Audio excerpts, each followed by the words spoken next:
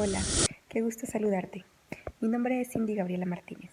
En esta ocasión quiero presentarte un tema bastante interesante y es el tema de la historia de la música. La música es una de las llamadas bellas artes, es decir, que es un género artístico, ya que consiste en conseguir efectos estéticos a través de la manipulación de sonidos, ya sea instrumentales o vocales, conforme a estándares culturales de ritmo, armonía y melodía. El origen de la música se encuentra cubierto de muchísimo misterio. Sin embargo, se estima que la misma comenzó en la prehistoria de la humanidad y se vinculaba a prácticas religiosas, ritos de apareamiento y también con el trabajo colectivo. Desde que hay hombres en la tierra existen muchas manifestaciones musicales y de cultura, pues estas son consecuencia de la necesidad del hombre de comunicarse o de expresar sentimientos. Incluso antes de que el hombre fabricase instrumentos musicales, ya hacía música cantando, aplaudiendo o golpeando objetos. La antropología ha demostrado la íntima relación entre la especie humana y la música, mientras que en algunas interpretaciones tradicionales vinculan su surgimiento a actividades intelectuales vinculadas con el concepto de lo sobrenatural. Los primeros pueblos que cultivaron la música fueron el hebreo, el egipcio, el indio, el chino, el griego y el romano. Los antiguos griegos, que en la literatura como en las artes en general alcanzaron un alto grado de perfección, consiguieron también en la música un gran desarrollo, obteniendo de ella portentosos efectos, por lo que a Grecia se deben los primeros conocimientos científicos del arte del sonido. Uno de los datos bastante interesantes es que no debe confundirse el término de música de la antigüedad con música antigua, ya que la primera hace referencia a la música en sus orígenes, misma que, como mencionamos anteriormente, comenzó con la prehistoria de la humanidad. La música antigua se refiere a la música clásica europea, aquella que se compuso antes de 1750 aproximadamente, aunque el término se refiere más específicamente a la interpretación con instrumentos musicales originales y respecto a prácticas religiosas. La música antigua comprende diferentes períodos. Entre ellas está la música de la Edad Media, que se da entre los años 500 y 1450. La música del Renacimiento aparece entre 1450 y el año 1600. La música del Barroco se presenta entre los años 1600 y 1750 aproximadamente. La música en la Edad Media. ¿Cuál era la función de la música en la Edad Media? Durante la Edad Media, la función principal de la música fue religiosa y de alabanza.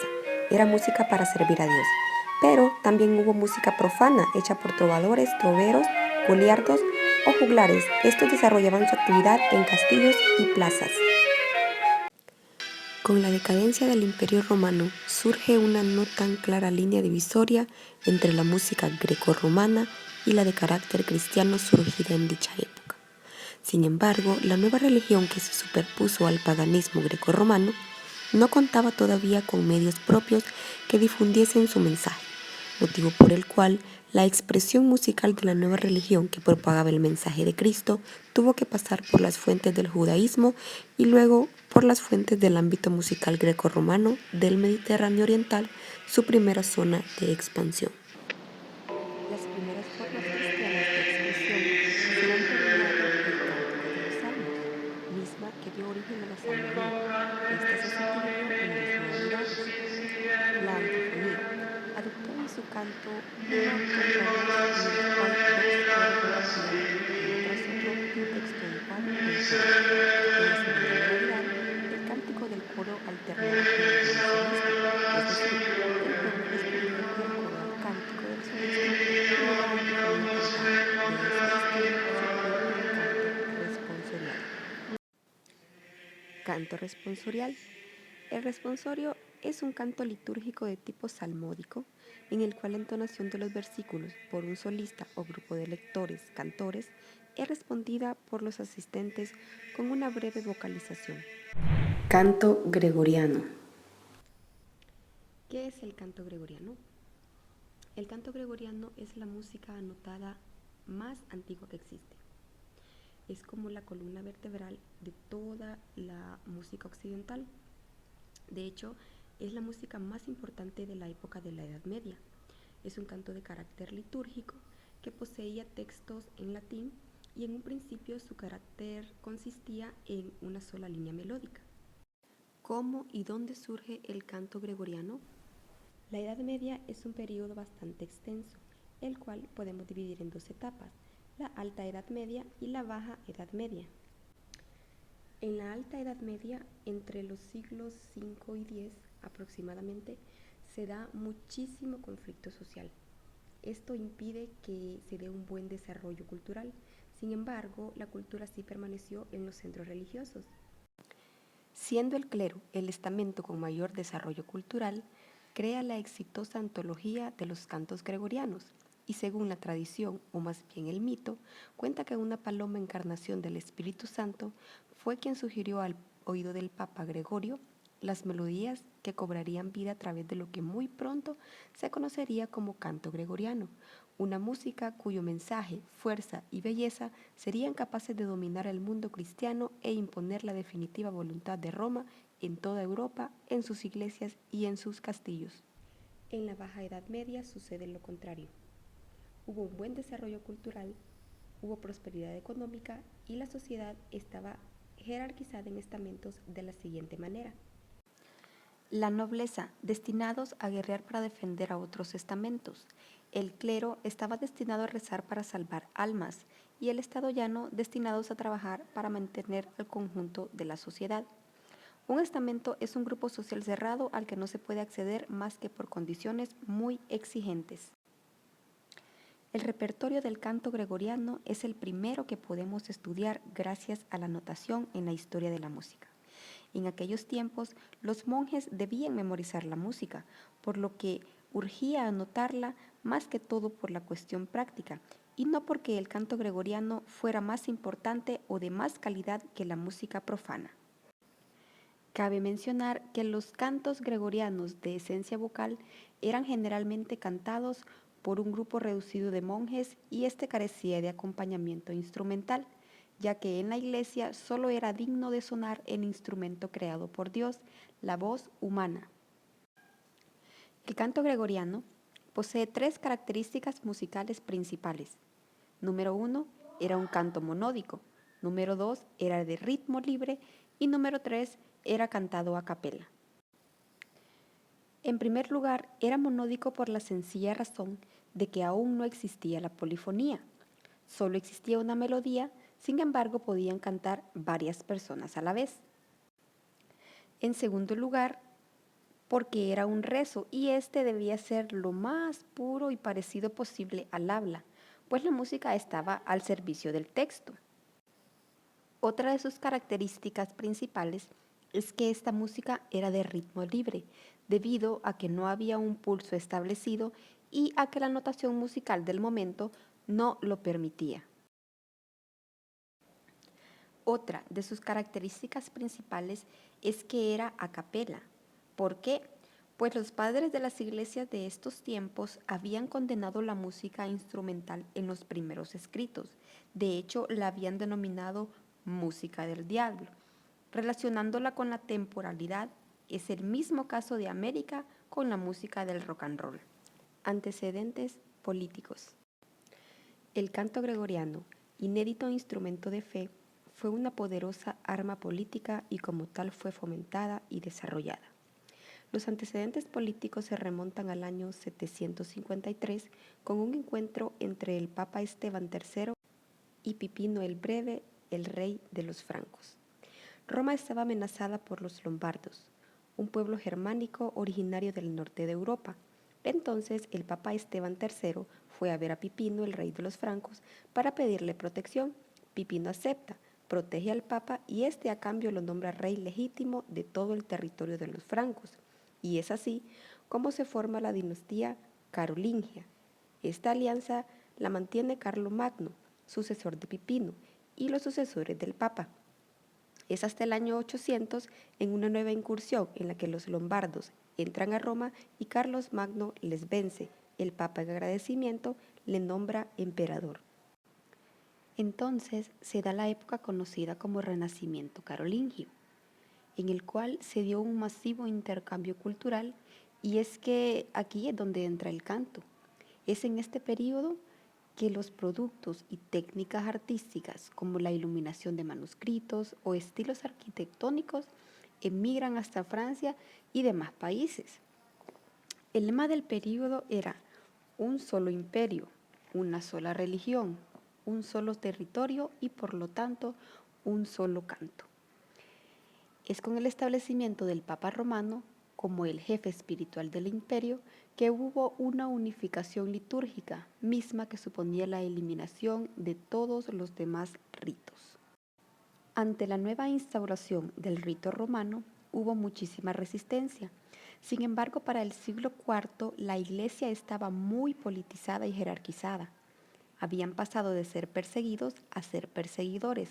Tal era el punto que en un sector de la población de los que había puesto resistencia, incluyendo ex clérigos, colgaban sus hábitos y decidían hacer su vida aparte, llevando consigo conocimiento de latín y de composición. A estos ex clérigos o ex monjes se les comenzó a llamar goliardos, en honor a un legendario obispo, Golías, considerado el fundador de esta nueva orden. Sus cantos eran canciones en homenaje al vino, a las mujeres o anticlericales, mismas que recibieron el adjetivo de goliardescos. Más tarde, en el último tercio del siglo XI, inició el movimiento Trovadores, vinculados estrechamente al ideal de la caballería andante desde el año 1000. Los trovadores fueron a veces caballeros trotamundos, que al volver de las guerras y cruzadas se dedicaban en sus ratos de ocio a componer sus propias canciones en lengua de Oc, el provenzal, muy extendida por el sur de Francia y emparentado con el catalán. Los trovadores eran conocedores de las mejores técnicas de composición y de ejecución de los diversos instrumentos. Ellos adoptaron formas musicales como las baladas, los birrerois y las rondas, también las estampidas. Sus temas favoritos eran el amor, los cantares heroicos de gesta, la hermosura de las estaciones, las cruzadas, las lamentaciones fúnebres, etc. Tuvo su apogeo hacia el año 1200. Luego desaparecía paulatinamente a finales del siglo XIII, a raíz de la cruzada contra los herejes de la ciudad de Albi entre los años 1209 y el 1229. Sin embargo, la influencia de este movimiento llegó a muchos países.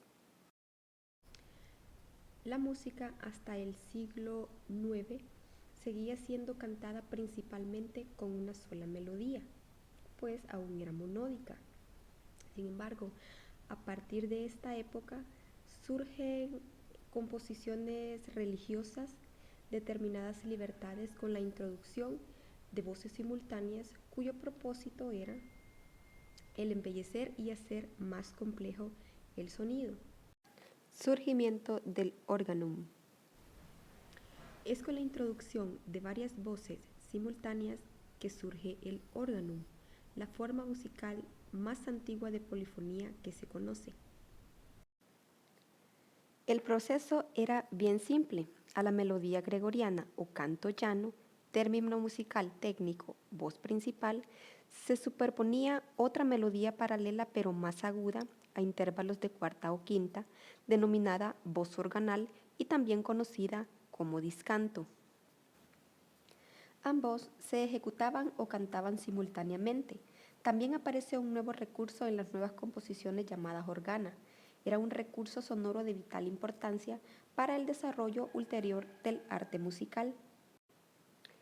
En la agrupación de frases musicales en periodos regulares y medios, las dos voces, la principal y la organal, se expresaban en tiempos diferentes, enfrentando nota contra nota.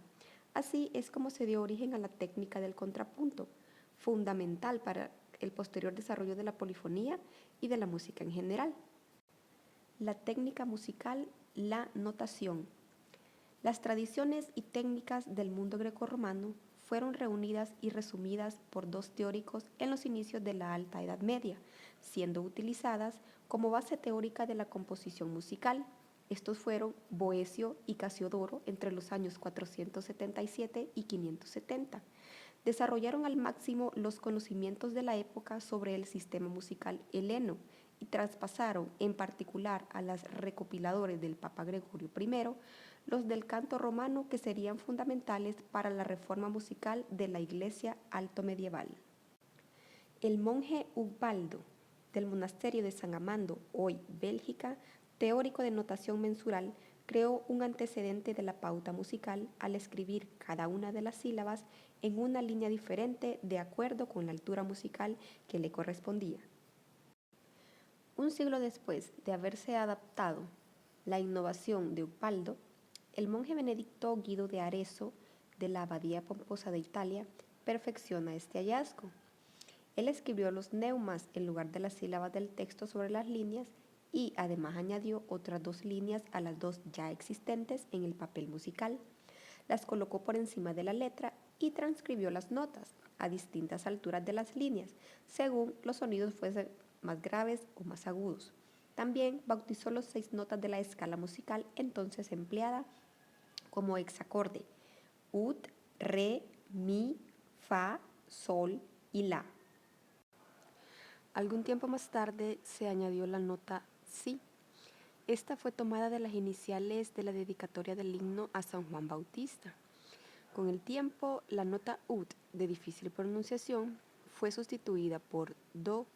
Sin embargo, aunque el sistema de Guido de Arezzo ha perdurado en los países latinos, en los germánicos se mantuvo la escala alfabética griega, en la que do o ud corresponden a la letra e, y cuyas equivalencias son C, D, E, F, G, A y B.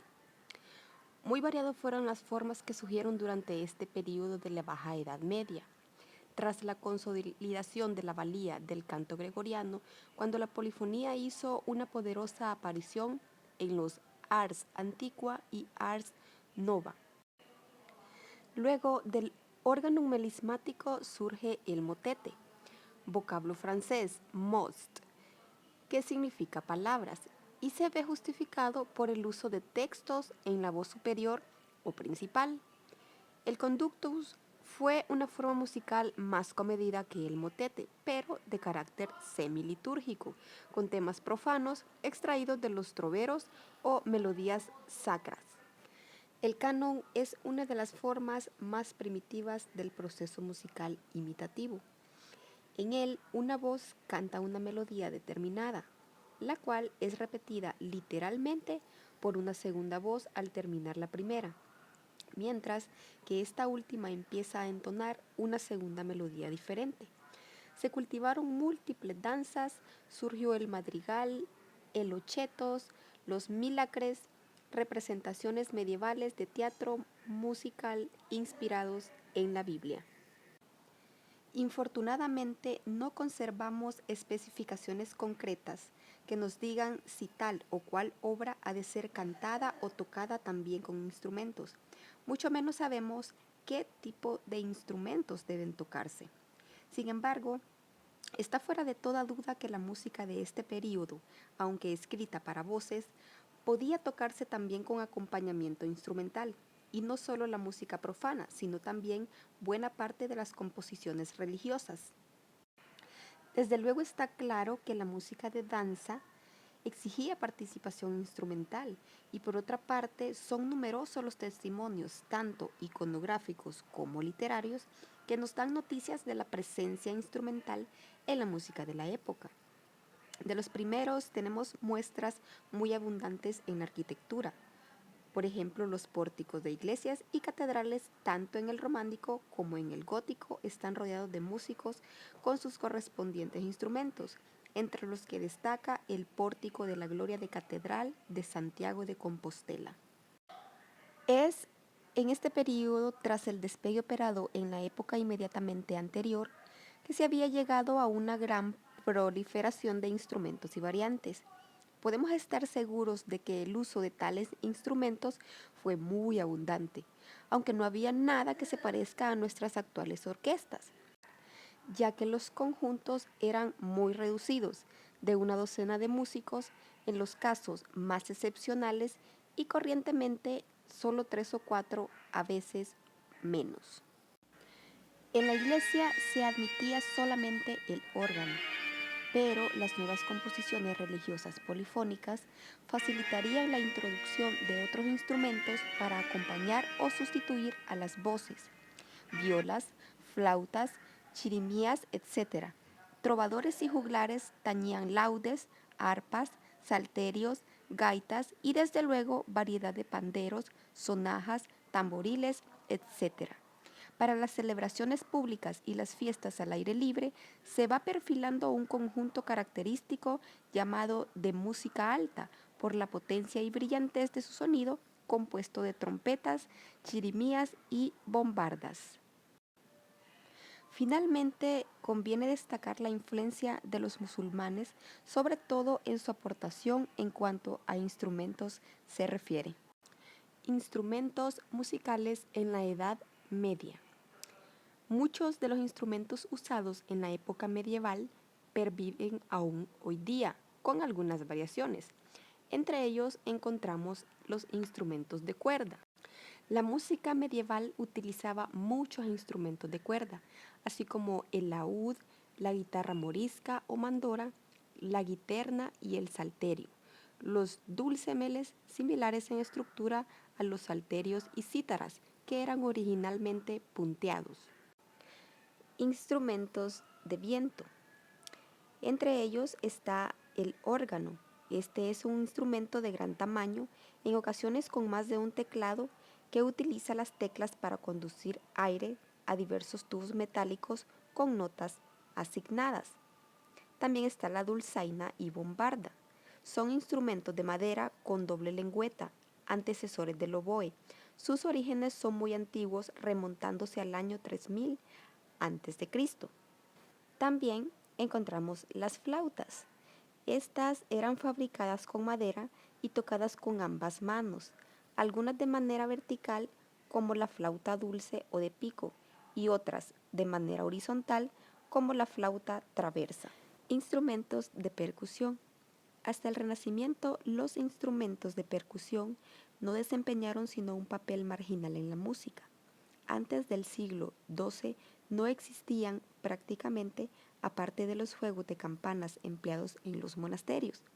No obstante, el ornato cotidiano estaba realzado por ruidos diversos de los que la liturgia medieval evoca con frecuencia los aspectos comunes: matracas de los leprosos, amuletos tintineantes con que se cubrían los héroes y los peregrinos, cencerros, cascabeles, campanas, aldabones de las puertas, etc. Solo en los siglos XII y XIII aparecieron en Europa los tambores de 2 pieles, con los que se acompañaban sobre todo los que tocaban instrumentos de viento, y el pequeño tambor sobre un cerco con crótalos o pandereta. Ahora que conoces más acerca de los instrumentos musicales, o más bien dicho, algunos de ellos, de la Edad Media, quizás podrás comprender los orígenes de algunos instrumentos de la actualidad y maravillarte por cómo un objeto puede narrar la historia desde tiempos tan lejanos. Y hasta aquí un breve recorrido por el extenso y maravilloso mundo de la historia de la música. Espero disfruten el video tanto como lo he disfrutado yo, y que los datos compartidos sean de mucho provecho y a la vez un incentivo para seguir cultivándonos en este maravilloso mundo. Muy agradecida de antemano por su atención. Hasta la próxima.